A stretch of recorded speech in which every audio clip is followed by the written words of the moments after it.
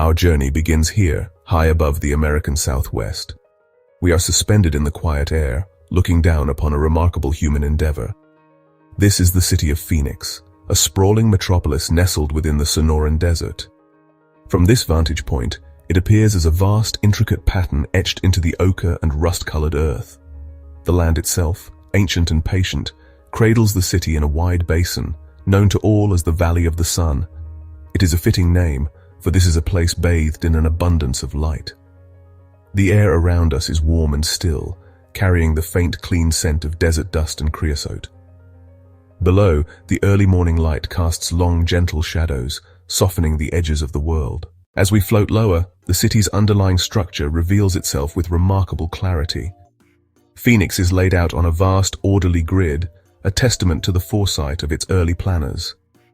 Each square of this grid is a neighborhood, a community with its own unique character and rhythm.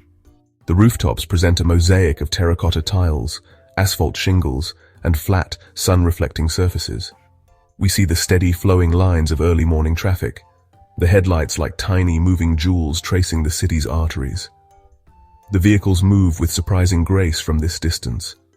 Within this grid, life unfolds in millions of parallel stories. Each home is a sanctuary, a private world, yet together they form a collective whole. Our flight path now carries us towards the heart of the metropolis, the central core where the city's pulse beats strongest. Here, the low-lying suburban sprawl gives way to a cluster of towering structures. This is downtown Phoenix, the city's commercial and governmental hub. The buildings stand like a modern man-made mountain range, their sheer faces of glass and steel reflecting the brilliant desert sun. The streets below are more compressed here, forming a tighter, more intricate web that carries the flow of commerce and civic life. We can see the metro light rail trains gliding silently along their tracks. As we drift past these silent giants of commerce, we are struck by their elegance. They are works of architectural art, designed to inspire and make a statement about Phoenix's place in the modern world. Shifting our gaze to the east, we are greeted by one of the most iconic landmarks in the entire valley. This is Camelback Mountain, so named for its distinctive silhouette, which resembles the head and hump of a kneeling camel. Its slopes are a tapestry of natural desert colors, the deep red of exposed rock, the muted greens and grays of hardy vegetation. We can trace the thin, winding lines of its hiking trails, etched into the mountainside. The base of the mountain is ringed by some of the city's most exclusive neighborhoods. The contrast between the untamed, rugged wilderness of the mountain and the manicured lawns and pristine swimming pools below is striking. As we glide past, the morning sun illuminates the mountain's eastern face, highlighting every crevice, every rocky outcrop. This giant has watched the valley transform from empty desert into the sprawling city it is today. Our gentle flight now takes us south, towards a vast expanse of rugged terrain that forms the city's southern boundary. This is South Mountain Park and Preserve, one of the largest municipal parks in the entire United States. It is not a single mountain, but a whole range, a complex system of peaks, canyons, and ridges that stretches for miles. The park appears as a great rumpled blanket of earth, a protected wilderness. The park is a sanctuary for the native flora and fauna of the Sonoran Desert. Its slopes are dotted with the iconic silhouettes of saguaro cacti, the spiky arms of the ocotillo, and dense forms of creosote bushes. We can trace the winding ribbon of the park's scenic drive, which snakes its way up to Dobbins Lookout. The park also holds deep historical significance, home to ancient petroglyphs left by the Hohokam people centuries ago. We now turn our attention to a feature fundamental to the very existence of Phoenix, the Salt River. From our aerial view, its path is a wide, sandy corridor that cuts through the landscape. The banks are lined with a ribbon of lush green vegetation, cottonwood and willow trees that thrive on subterranean moisture. This riparian corridor is a vital habitat for wildlife, a stark contrast to the arid desert that surrounds it.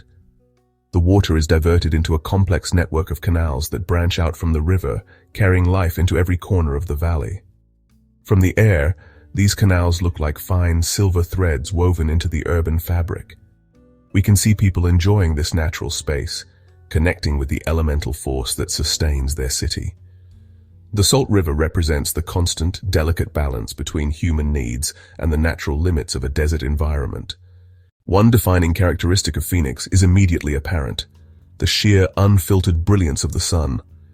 As we scan the rooftops below, we can see the growing number of dark, glassy rectangles of solar panels. This reliable sunshine has been a powerful engine of growth, attracting people from all over the world. We can see the edges of the developed grid pushing outwards, with new neighborhoods under construction on the desert fringe. This constant sunshine nurtures a unique way of life. It encourages an outdoor culture centered around swimming pools, golf courses, and mountain trails. The sun is the city's most constant and powerful feature. Phoenix is a melting pot of cultures, a place where people from different backgrounds have come together to build a new community in the desert. This rich cultural tapestry is reflected in the landscape below. Our 10-minute journey through the sky is now drawing to a close. As we begin to slowly ascend, the intricate details of the city begin to merge once more into a grand, unified pattern. The city settles back into its basin, cradled by the ancient mountains that have watched over it for so long. From this final, elevated perspective, the city exudes an overwhelming sense of peace. We see not chaos, but order, not conflict, but harmony. The stark contrast between the built environment and the natural desert no longer feels like opposition, but rather a symbiotic relationship. Our flight is over, but the image of this sun-drenched valley will remain. As we depart, the Valley of the Sun continues its timeless rhythm below, a shining testament to life in the desert, peaceful and resolute under the vast silent sky.